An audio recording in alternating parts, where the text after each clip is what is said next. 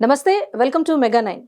ఏలూరు జిల్లా పోలవరం నియోజకవర్గంలో ప్రాథమిక సహకార పరపతి సంఘంలో రుణాలు పొంది మొండి బకాయిలుగా ఉన్నవారిని సొసైటీ సిబ్బంది ఇబ్బందులకు గురిచేస్తున్నారని రైతులు ఎమ్మెల్యే చిర్రి బాలరాజుకు తెలిపారు.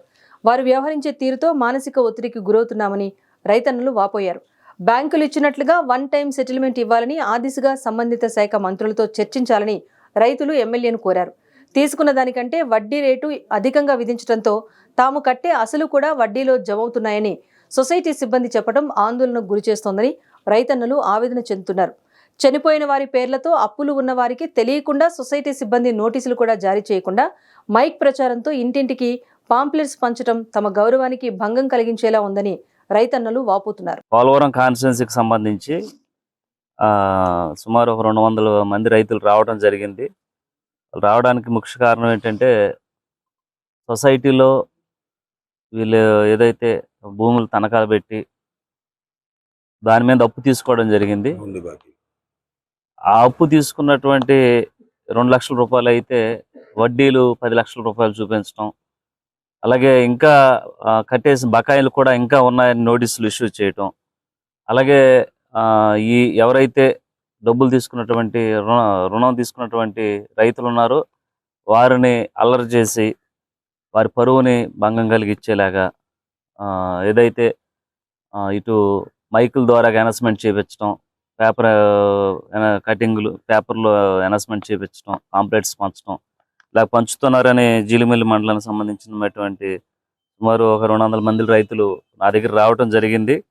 తప్పకుండా నేను సంబంధిత మినిస్టర్ గారితో మాట్లాడతాను. అలాగే ఈ విషయం మీద సీఎం గారితో కూడా మాట్లాడి దీన్ని ఏ విధంగా వన్ టైం సెటిల్మెంట్ అనే ఒక చట్టం ఉంది కాబట్టి దాని ప్రకారంగా ఏదైతే చనిపోయినటువంటి వాళ్ళు బాకీ కానీ లేకపోతే మొండి బాకీలు కానీ ఏ ఉన్నా సరే వన్ టైం సెటిల్మెంట్ చేసి దాన్ని ఇంకా తగ్గించి ఈ రైతులను ఆదుకునే విధంగా తప్పకుండా మేము ప్రభుత్వంతో మాట్లాడడం జరుగుతుంది.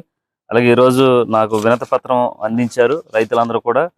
తప్పకుండా ఇది ఒక నియోజకవర్గానికి పరిమితం కాదనుకుంటున్నాను నేను. రాష్ట్ర వ్యాప్తంగా ఉన్నటువంటి రైతులు ఈ మనోవేదన, వీళ్ళు రైతులందరూ కూడా అప్పులు తీసుకొని వ్యవసాయం చేసుకొని సరైన గిట్టుబాటు ధర లేక, అలాగే వర్షాలు వచ్చి ఆ పంటలు పాడైపోయి అప్పులు బాధ భరించలేక అనేక మంది చనిపోయినటువంటి పరిస్థితి మనం చూస్తున్నాం. అలా కాకుండా ఈరోజు ఎన్డీఏ కూటమి తప్పకుండా రైతులు అనేటువంటి వారు సస్యశ్యామలంగా ఉండాలి. అలాగే ఎప్పుడు కూడా రైతు దేశానికి వెన్నుముక అంటాం తప్ప గత ప్రభుత్వాలు ఎక్కడ కూడా ఈ రైతులను పట్టించుకున్నటువంటి దాఖలాలు లేవు. తప్పకుండా ఏదైతే సొసైటీలు ఉన్నటువంటి రైతులు మొండి బకాయిలు ఇవన్నీ కూడా రోజు తగ్గించే విధంగా ప్రభుత్వంతో మాట్లాడతాం. నా దగ్గరికి వచ్చినటువంటి ఏదైతే కంప్లైంట్స్ ఉన్నాయో దీని మీద మేము ఇమీడియట్లీగా యాక్షన్ తీసుకుంటాం. అలాగే ఇక్కడ జీలిమిల్లి సొసైటీకి సంబంధించి ఒక 2 ఉద్యోగస్తుల మీద కంప్లైంట్ ఇవ్వడం జరిగింది. వారికి ఇమీడియట్లీగా మేము నోటీసులు కూడా ఇష్యూ చేస్తాం, షోకాజ్ నోటీసులు కూడా మేము పంపిస్తాం. దానికి సమాధానం చెప్పాల్సి ఉంటుంది.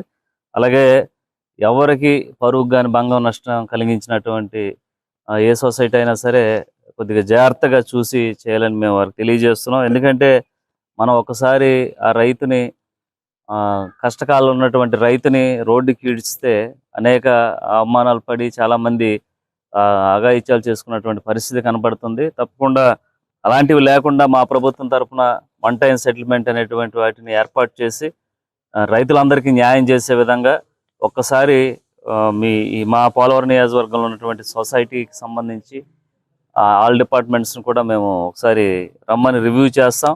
తప్పకుండా నియోజకవర్గంలో ఉన్నటువంటి ఏవైతే అప్పులు ఉన్నాయో వాటిపై ఒకసారి సమీక్ష చేసి ఏవైతే రైతులు ఇలాంటి ఇబ్బంది పడకుండా చూసుకునేటువంటి కార్యక్రమం చేస్తామని ఈరోజు సభాముఖంగా